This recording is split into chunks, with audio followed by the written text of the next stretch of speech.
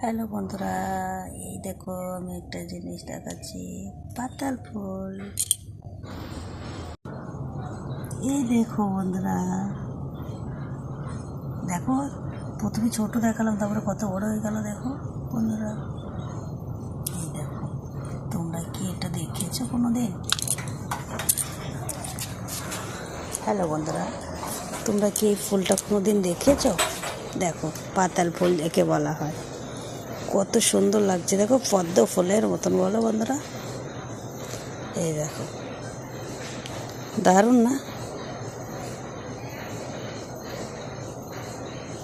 জয় মা মনসা, জয় মা বিশ্বহরি।